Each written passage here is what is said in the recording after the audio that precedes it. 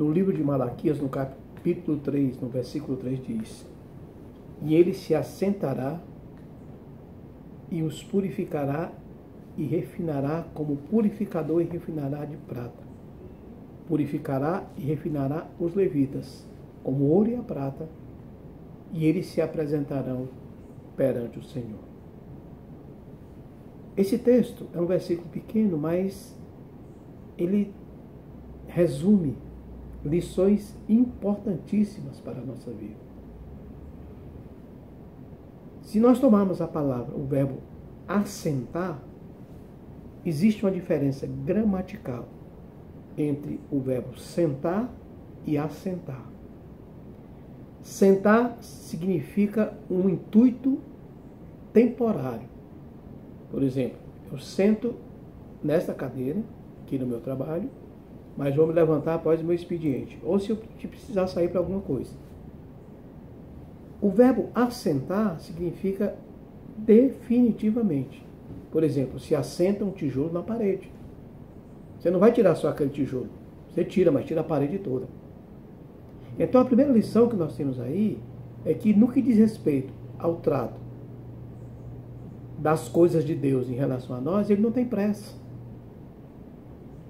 A pressa é inimiga da perfeição, já diz o ditado. Só que nós temos pressa em relação às coisas de Deus. Se a gente vai para um culto e demora um pouco mais, a gente já reclama, já fica olhando para o relógio, já fica olhando para o lado, já fica inquieto.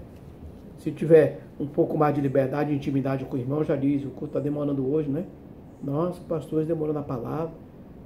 Porque a gente tem pressa com as coisas de Deus. Agora, se for assistindo um filme, se for numa fila do banco para receber um dinheiro, se for fofocando da vida de alguém, aí a pressa não tem. Mas em relação às coisas de Deus tem pressa. Então a primeira lição, não precisamos ter pressa em relação às coisas de Deus. Se você estiver lendo a Bíblia, leia com calma. Se estiver orando, ore pausadamente. Não tenha pressa em terminar a oração, não tenha pressa em terminar a leitura bíblica. É enfadonho. Não é. Quando nós exercitamos. Então a primeira lição, Deus se assenta para cuidar de você, ou seja, Ele não tem pressa de cuidar de você. Tá?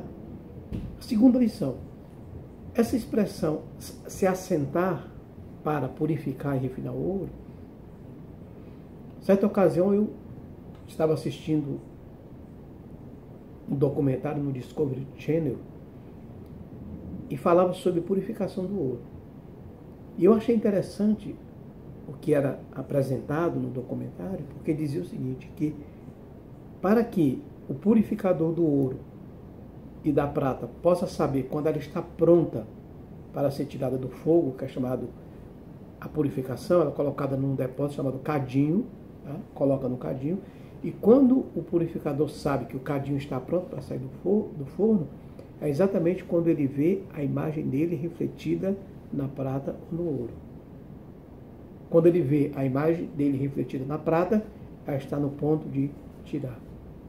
E a grande lição que o texto encerra aqui é que muitas vezes nós estamos no meio do fogo, no meio da fornalha, no meio da luta, no meio da dificuldade, e ficamos reclamando e às vezes perguntando por que isso não sai, por que a luta não acaba, por que a prova não termina, por que eu estou nesse fogo, nessa tormenta.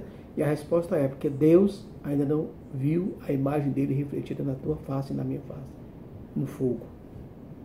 Enquanto nós não refletirmos a imagem de Deus, nós ainda não estamos também no ponto de ser tirado do fogo. Segunda lição, comece a refletir a imagem de Deus na tua vida. Quando eu e você começarmos a refletir a imagem de Deus na nossa vida, está na hora de sermos tirados do fogo. E a terceira e grande lição, que também o documentário falava, que para purificar a prata e o ouro, você não pode colocar nem na margem, na beira do forno, porque senão ela não esquenta. Não pode colocar lá no fundo, senão esquenta demais e estraga o material. Não pode colocar muito para a direita, porque senão também estraga. Nem muito para a esquerda, porque estraga. A prata ou ouro, o cadinho tem que estar no centro, no meio do forno. Bem no meio, que é para pegar o calor e aquecer por igual. Sabe qual é a lição que eu tenho disso? É que eu e você temos que estar no centro da vontade de Deus. Não adianta a gente querer fugir lá para o fundo do forno, não adianta a gente correr para a margem, para a beira. Eu vou ficar aqui na beira porque a aprovação é menor. Não adianta ir para a direita nem para a esquerda. Deus te quer e Deus me quer no centro da vontade dele. Enquanto nós não estivermos no centro da vontade de Deus, nós nunca vamos refletir a imagem dele em nossas vidas. Então, querido, amado, meu querido, minha amada, fica essas 3 lições desse versículo, tão pequeno, mas tão rico. Não é? Primeiro, não tenha pressa nas coisas de Deus. Assim como Deus se assenta para te purificar e me purificar, eu tenho que me assentar para ouvir e para lidar com as coisas de Deus.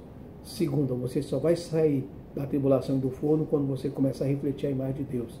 E terceiro, não queira ir para fugir. Não corra para lado nenhum, fique no centro. Fique no centro. Permaneça no centro da vontade de Deus, que Ele vai manifestar a vontade dEle e a sua glória na tua vida e na minha vida. Que Deus nos abençoe. Amém.